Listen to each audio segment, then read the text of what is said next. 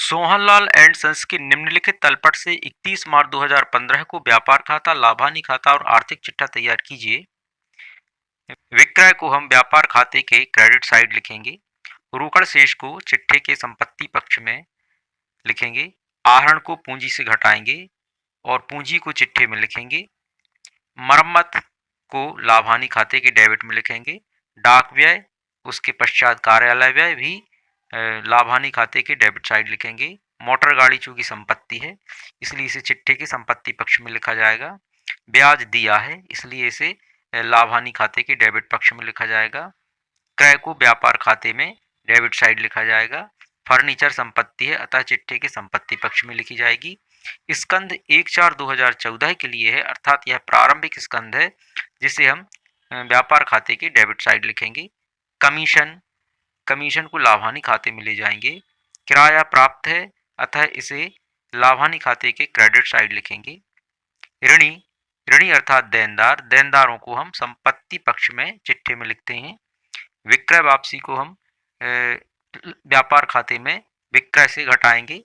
क्रय वापसी को भी व्यापार खाते के क्रय से घटाएंगे। इसके पश्चात बैंक से ऋण को हम चिट्ठे के दायित्व पक्ष में लिखेंगे क्योंकि यह दायित्व है।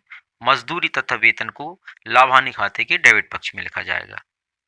आइए तो हम शुरू करते हैं व्यापार तथा लाभानी खाता 31 मार्च 2015 को समाप्त होने वाले वर्ष के लिए। तो व्यापार एवं लाभानी खाते का सबसे पहले हम व्यापार पक्ष को कंप्लीट करेंगे। तो इसमें हम सबसे पहले लिखेंगे प्रारंभिक रहतिया जो कि दिया हुआ है ये 18,000 रुपया और इसके ठीक नीचे हम लिखेंगे क्रय जो कि हमें 18,000 प्राप्त है और इसमें से हम ये क्रय वापसी घटा देंगे जो कि 800 रुपया दी गई है।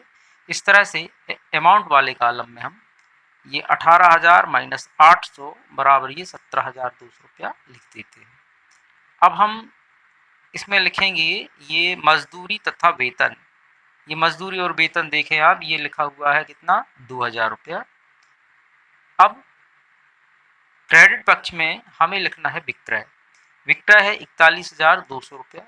इसमें से हमें घटाना है विक्रय वापसी।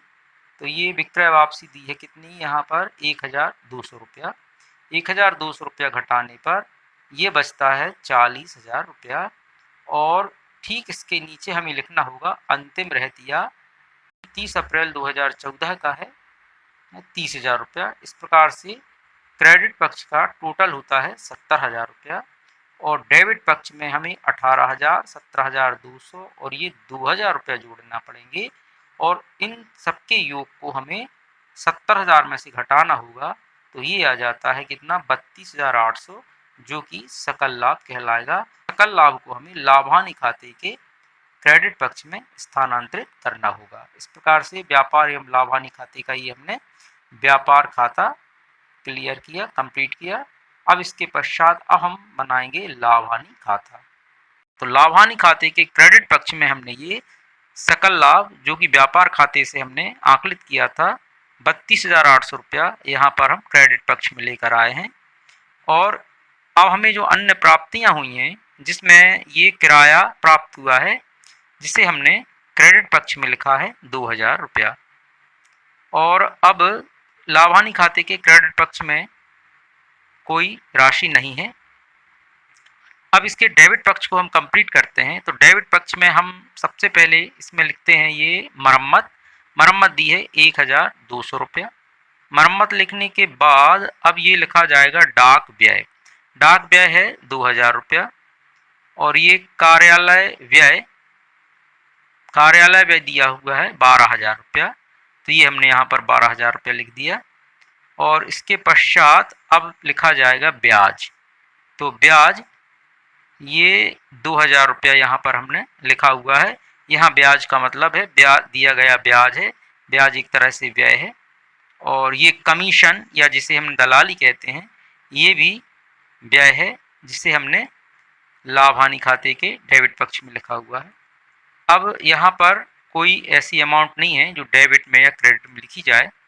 अब हमने ये क्रेडिट पक्ष का योग किया जो कि 32,800 और ये 2,000 रुपये मिलकर 34,800 रुपया हो जाता है।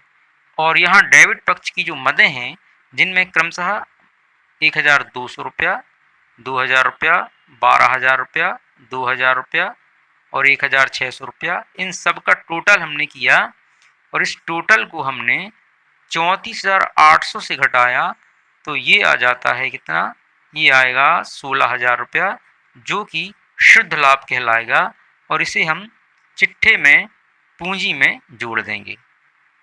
तो ये लाभ हानि खाता भी हमने अपना कंप्लीट कर लिया है। अब हम चिट्ठे को बनाएंगे। आप देखें, अब आर्थिक चिट्ठा 31 मार्च 2015 को समाप्त होने वाले वर्ष के लिए। चिट्ठे के दायित्व पक्ष में सभी बाह्य दायित्व और आंतरिक दायित्व लिखे जाते हैं। तो बाह्य दायित्वों के अंतर्गत सबसे पहले हम लिखेंगे बैंक से ऋण, जो कि 4,000 रुपया दिया गया है, ये 4,000 रुपया।